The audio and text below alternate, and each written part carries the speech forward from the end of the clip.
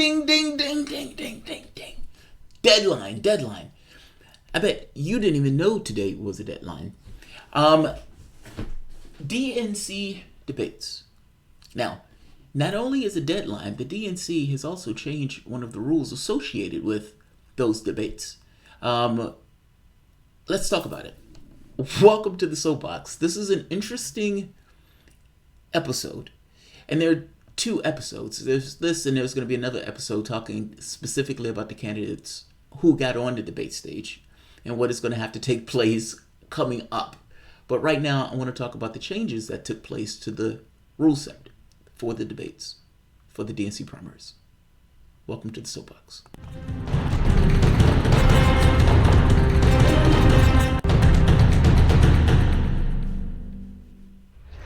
My name is Jamarl Thomas, and this is indeed a blurry-eyed soapbox. I have not been able to sleep. I have not been to bed yet. Nevertheless, let's do the news while I'm conscious and awake and moving. So yes, there's been a rule set change for the DNC debates. Now, the first two debates have not changed. Subsequent debates, however, the rules change and the rules get more strict.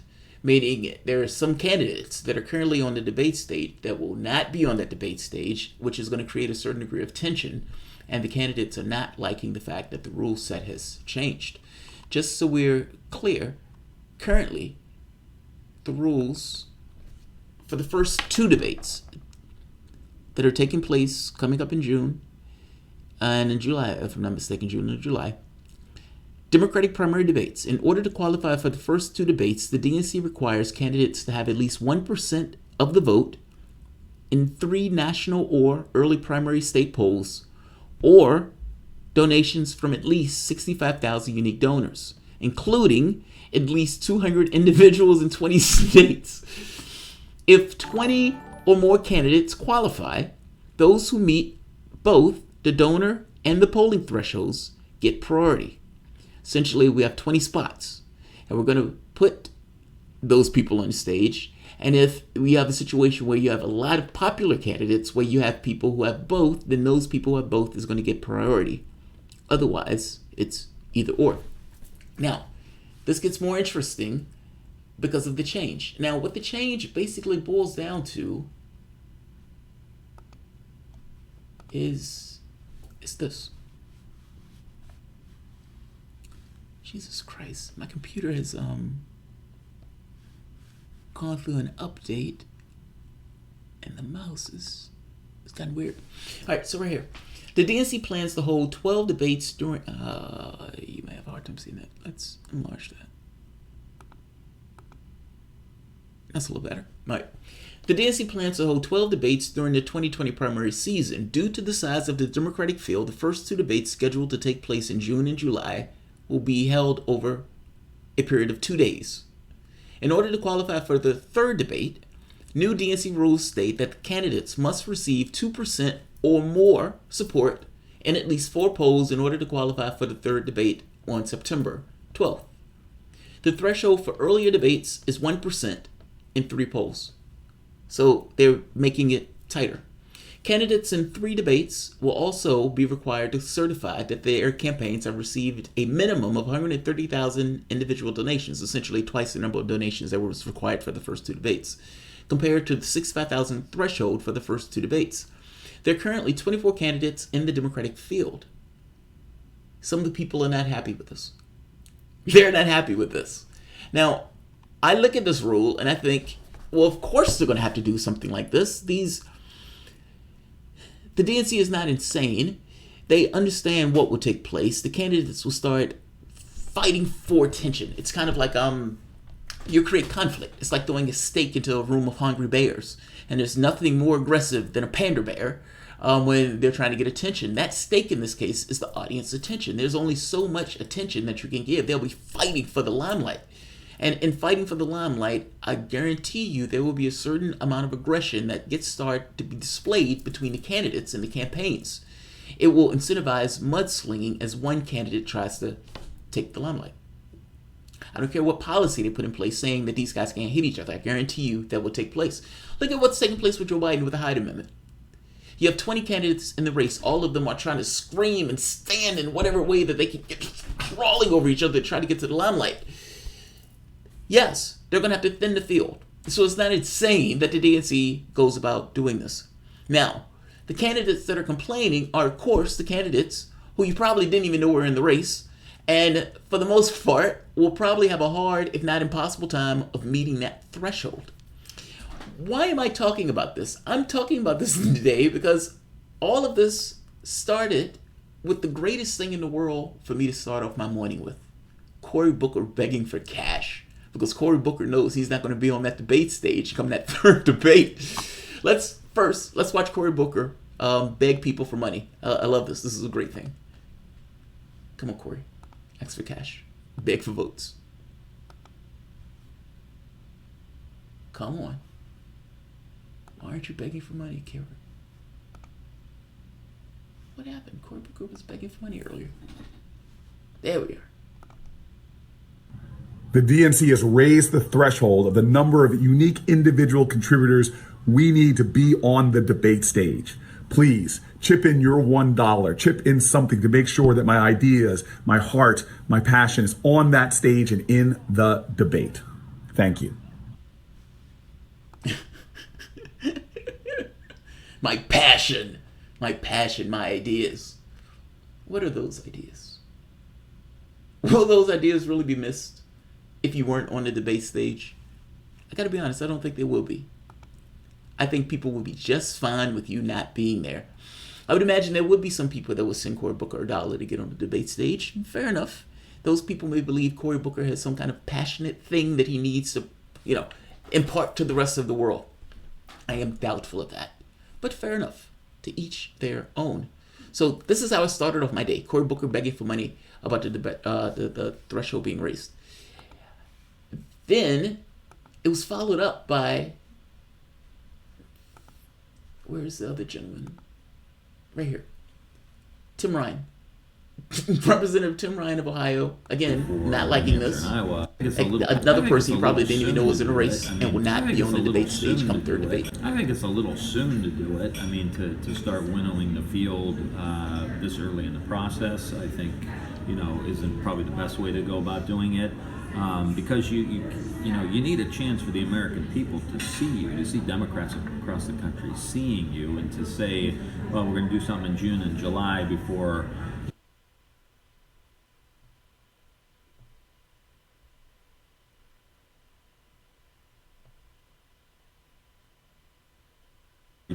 the Ohio primaries in March. I mean, even February for New Hampshire and Iowa, I still think is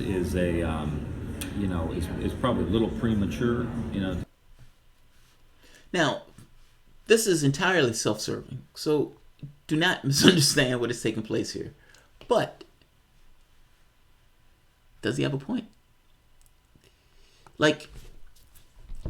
Is 2 debates enough time for the American public to see the individual before making a choice on that person? I gotta be honest. It's somewhat of a subjective thing.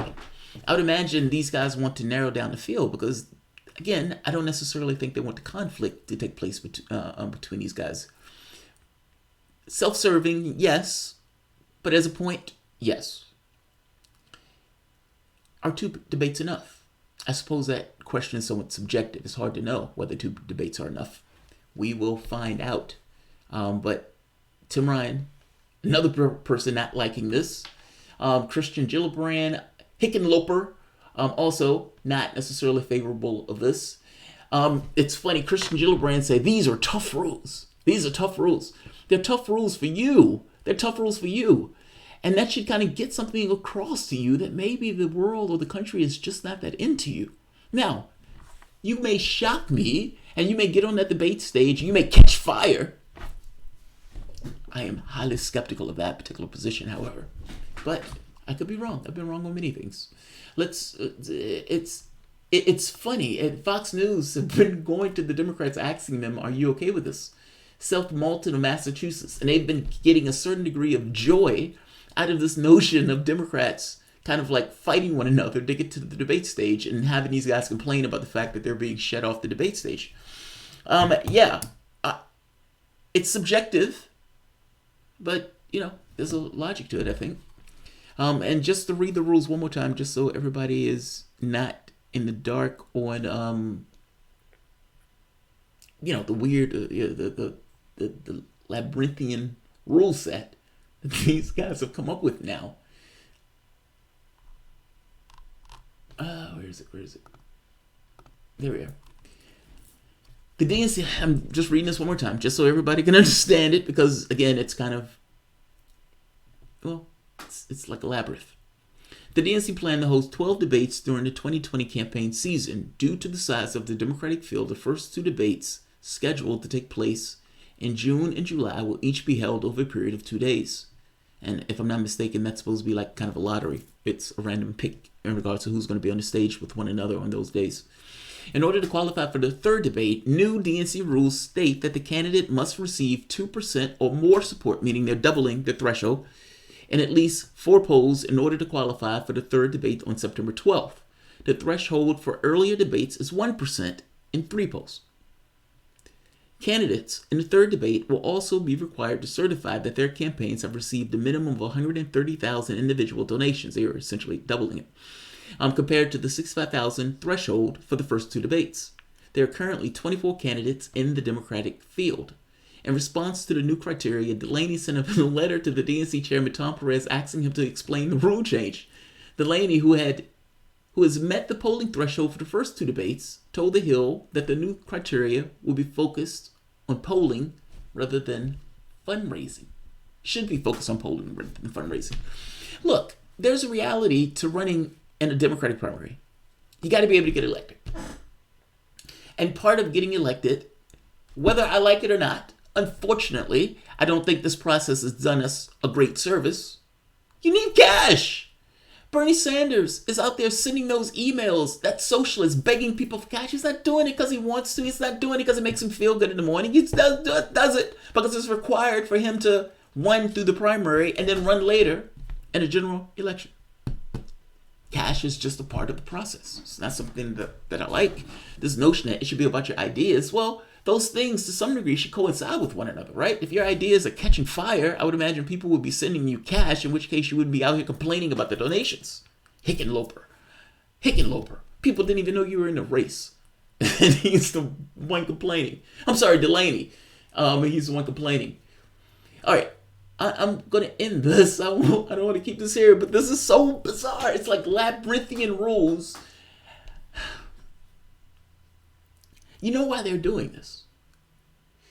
If you remember, if you look back at Tom Perez when he was running for the DNC chair, he kept making this argument that the reason why people had issues with the DNC wasn't because of any systemic thing with the party itself. It was more so because of the way the debates were organized. There was a confidence of credibility and legitimacy. So his rule set and being technocratic about the rules is being done in a response of his way of trying to clean up what the public perceived, because in their mind it was just a public perception, as cheating or rigging. It's utterly astonishing. Utterly astonishing. I am about this. I am. I'm not going to leave before I check it. Yeah, it's utterly astonishing. But yeah. That said, I mean, what you boil down to, though, is the candidates are going to have to show in these debates. And what you're probably going to see incentivized are these candidates going to do whatever they can to get their head up, meaning to be a peacock. They're going to try to find something that sticks, something that stands out, something that makes them stand out in those debates, because that is going to be the thing that they need to try to tip them up over the threshold. This is going to be interesting to watch, because even though they're trying to get rid of this kind of meat to a bear effect, you still end up with somewhat of a meat to a bear effect just because of the way you're narrowing the debates. It's fascinating, though. Called it. Who has 2 thumbs and said the DNC will shove the goalposts all the way to Mars. This guy. This guy. You know, it's funny. I gotta be honest. I'm not gonna hit him on this. My criticism, if there is a criticism at all, is just that these rules seem, labyrinthian. It just seems overly complicated. Regards to the rule set. But they are stuck with a technical issue. You have 22 people that are running in the Democratic primary. All of those people are going to do everything they can to get some level of attention shown onto them. How do people behave when they're trying to get some level of attention? When they're fighting for the fucking right, when they're doing this. This notion of a civil debate or the civil primary goes out the window. They're running for the president of the United States, for a president that all of them believe is beatable. They're going to do whatever they can to win that race, because in their mind, winning that race is winning the presidency. You have a race that has hostility fueled and built into it, even from the standpoint of the lefties in the race versus the corporate Democrats in the race. And they're trying to keep this civil and keep this calm. They are moving the goalposts, but this isn't moving the goalposts for one side or the other per se. This seems to be moving the goalposts more towards this notion of keep down tensions. Keep down tensions. I could be wrong. I don't know how this would hurt or benefit a side outside of hurting the people who don't necessarily have a huge amount of support. So the Warrens of the world, the Kamala Harrises of the world, they'll be okay. They'll look at this rule set and say, fine, I see no issue with this at all, because they understand that this weeds out the field. The Tulsi Gabbards of the world will not like this rule set. Will she get some level of limelight after the debates? Maybe. I hope so. God knows I hope so. I want her on that stage for the third debate, for the fourth debate, etc., etc., etc. I want her to do exceptionally well in these debates.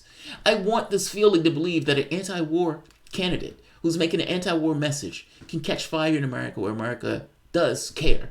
Because I got to be honest, part of me thinks, or not part of me, all of me thinks that it doesn't care about this stuff. I think it cares in the abstract. Should you murder this guy, kill this guy? They would say, no, I don't think you should do that. By the same token, would they support policies that would do exactly that? Yes. And they would go about their day without thinking anything of it.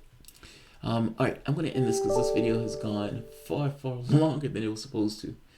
So, Tulsi Gabbard, well, she's made it for the first two debates, yes. And I'm going to do that next video coming up. So, we'll see. Tulsi will go to Wall Street. She's not. You know what that means. You know what that is. You know what that is. Anyone who donated to Tulsi on stage should be throwing a fucking fit. I feel you, Garden. I think the thing is, did people give thinking that these guys were going to be in the debates in perpetuity? Maybe. That's a good point, Garden. See, I didn't think of it in that way. Yeah, that's a good point. That's a good point. Like, it doesn't seem insane to me for them to weed the field down, but you're right. If this was something that they didn't know, then yeah, that would be an issue. Also, people donating to Tulsi. Would people have donated to Tulsi if they knew this rule going in? Yeah, I think they would. I mean, look, the argument for Tulsi is we want her to get on the debate stage. That's been the entire argument for Tulsi in regards to donations and so forth and support. It wasn't so much that Tulsi was going to win the presidency. It was, we want her ideas on the debate stage and given an opportunity to, make her point. You never know. Between now and September, she might catch on. Now, but the argument or the counter argument is, well, wait a minute. Should it be 2? Why not 3? Why not 4? Why are you limiting it to 2? I think that's the issue. That's the point. And I think that's a decent point. Meaning when the gentleman was making this argument of like, I think that's too soon, he may be right. Self-serving, but it doesn't necessarily mean he's wrong. Let's see. Baltazar. I want the wait a minute. I want the effery that I was promised 22 plus on stage at one. Oh, I want the fuckery I was promised. I want the fuckery that I was promised with 22 on stage at one 6-hour debate. They need to outdo the shot show. That was the RNC 2016, the shit show that was 2016. God, do you remember that? Like, that's within my political awareness. And that was astonishing. I've never seen anything like it. And I get your point, Baltazar. It's like, I want to see the Democratic contingent of that. I wanted to see the Democratic version of that with all 22 on the debate stage all at once. Yeah, I want to see that too, Baltazar. Actually, I don't want to see that. That would be horrendous. That would be horrendous. Next time, Tulsi needs to raise $500,000 via the act flu to qualify upcoming rules. I feel you. No, I agree with you on the rule change stuff. You can't go around changing the rules. And people who are going to give the candidates should know the rules in advance with a fair degree of, in advance. Like, because I think it's a fair point to say that when I gave the Tulsi, did I give the Tulsi thinking she was going to get 2 debates? Or did I give the Tulsi thinking she was going to get her chance to run in a primary until she flamed out? Those are different things. Those are very, very different things. And I think that's a fair point. Hearing the guy who's saying it in a self-serving way makes me somewhat cold to that particular argument. But it is a fair point. It's a very fair point. It's a very, very fair point. Rob Tierney, Mike S. That's 2 sides of the same con. Trudy, they said from the beginning that the rules would get tougher as they went along. Okay, so fair enough, Trudy. I don't have strong feelings about this. I guess I'm floating in the different perspectives of the people that are involved with the process as opposed to having a fixed position on it. It makes sense to me for the rules to get stricter as it's going forward. I guess the only issue here is if they were told in advance. And yeah, I guess, like you said, Trudy, they were told in advance. It makes sense. Why wouldn't it? I mean, think about the fuckery that would take place. I think you're right, Balthasar. Like, you go through a primary where you have, like, zombie campaigns that are running. Do you remember Newt Gingrich when he was running? Newt Gingrich was running a zombie campaign. He would show up at, like, zoos and whatnot. He would talk to pandas. And they were like, why is he here? Is he even still in the race? He was still in the race. It was a zombie campaign. I guess my point is they want to whittle this down as fast as possible. They don't want that shit show that was the Republican thing in 2016. They don't want it. They don't want it 1,000 times. They do not want that. So yeah, they're trying to whittle it down as fast as possible. Let's see. The call thing is funny. Kills for a living. Just wanting Tulsi on the debate stage equals loser talk. Oh God, loser talk. She's boring. She has no shot, and people don't care about the anti-war stance. Oh man. So I think the first part is nonsense. The second part, I think you might be right. And I got to be honest, that hurts. That hurts. That hurts. You have no idea how much that hurts. I don't understand why. Like,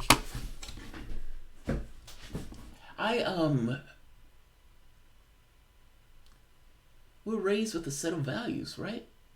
I mean, we have a certain degree of shared myths. I'm not looking at anything. It's just thinking. We're raised with a certain degree of shared myths. And some of those shared myths boil down to this notion of let's not kill, let's not steal. Some of these things are just Christian values that were, that were kind of enmeshed in the law.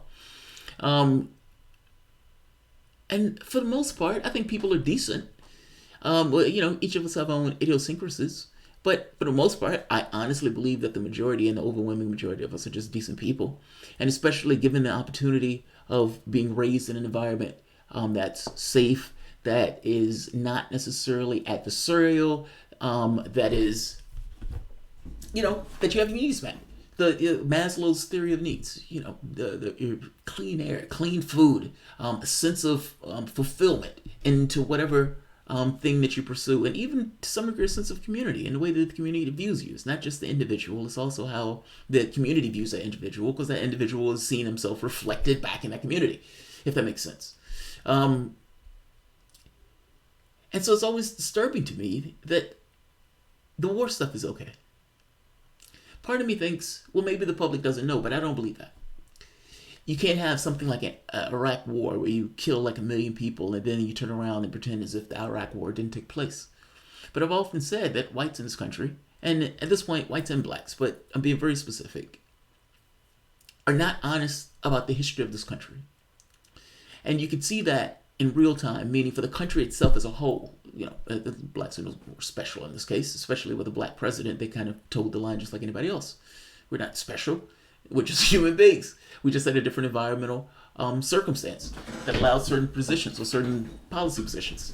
But those went out the window the moment that you had a black president, and those people got an ideological alignment with that president as he went bombing one country after the next. I think you're right, and I think it's somewhat of a disturbing thing. I don't know if that's because only 1 or 2% of the country is in the military, so they're not connected with it. And if you had something like a draft, more people will be involved in the process. You can necessarily barter and buy your way out, so everybody had skin in the game. If these guys want to have this kind of random war, at this point you have to actually pull the public in order to do it, in which case the public is going to be pissed off about it. That just seems extreme to me. That seems extreme to me, but for fuck's sake.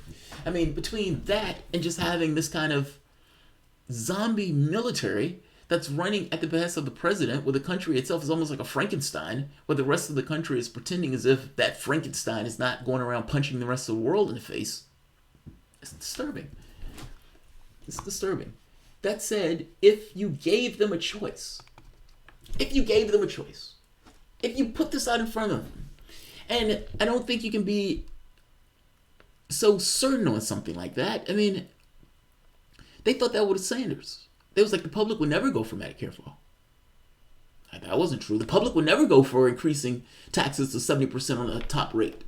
That wasn't true at all. The majority of the public was for all that stuff. So this notion of what the public is for is somewhat of a flexible thing, and given the opportunity, I want to give them the chance. Wars end means the way of America life ends. People understand that. So all this anti-war talk would never get anywhere. If it did, another country would take that road. China, Tulsi, never, never. Oh, this is a fucking interesting argument. Dude, you are a troll a lot of times. Yes. But sometimes you say extremely interesting things. And honestly, this is why I wanted to have a conversation with Tulsi. This, what you're saying. The perspective of the world as a chessboard. Like, I had a conversation with a woman from China. And when we were talking, she was like, I don't understand why the United States is treating us this way. China, and she went into kind of the history of China. At that point, a lot of that I had already known. And I had even understood this notion of never again. We'd never allow ourselves to be taken over by Western powers in a way that we were kind of humiliated and embarrassed. Never happen again. The West doesn't look at it that way. That doesn't regard it at all. Don't even care. Doesn't even think about it. Has no idea of the history of China that encourages its disposition around the world. And so I'm having a conversation and I'm like, you understand that the United States is not looking at the world from this notion of live and let live, nor is it looking from the standpoint of let's just be competitors. That has nothing to do with it. This is about domination. There is no right, wrong. There's no morality in this process. It is about winning. The world is a chessboard. The goal is domination. How do we dominate? We dominate in economic sphere, military sphere, geopolitical sphere. Full spectrum domination. Her thing was, she was like, so wait, you're trying to say that the United States is just trying to take advantage and to dominate? Yes, that's exactly what I'm trying to say. What excuse do you have, or what do you have to show me that that's not the case?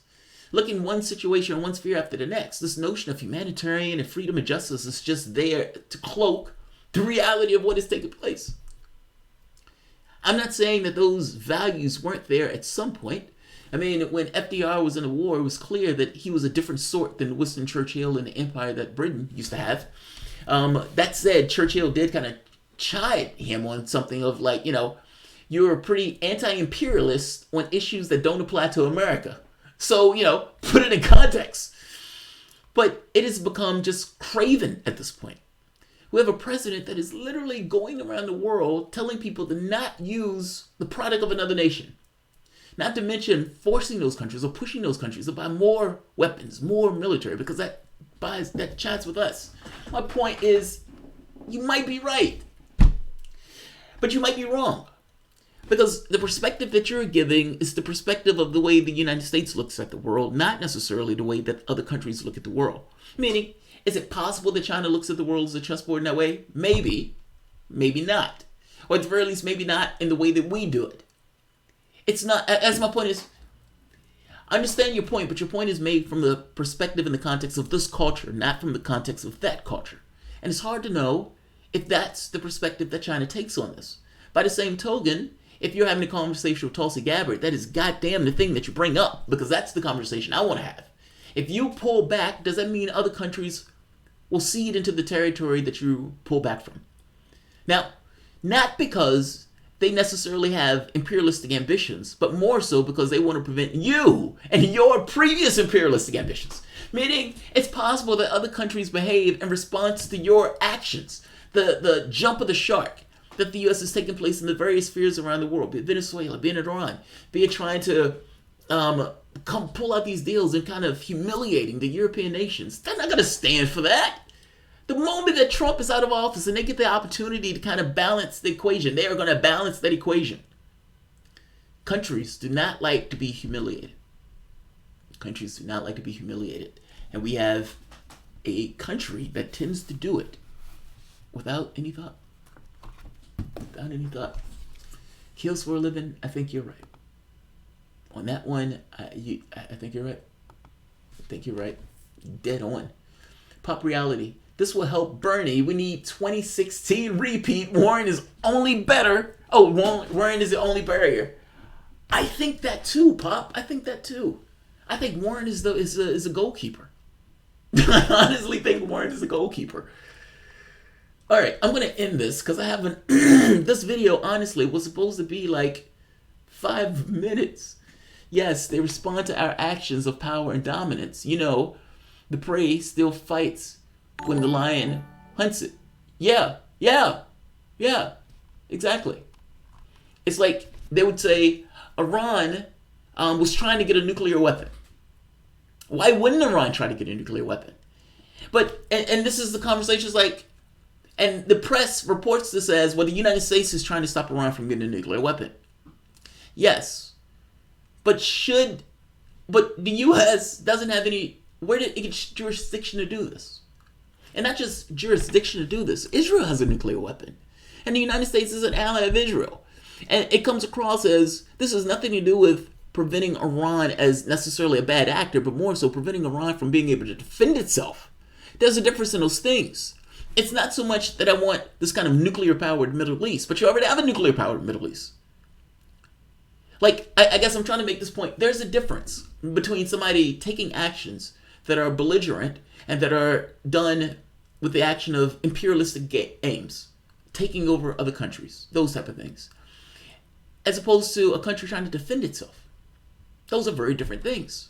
North Korea getting a nuclear weapon was for defense.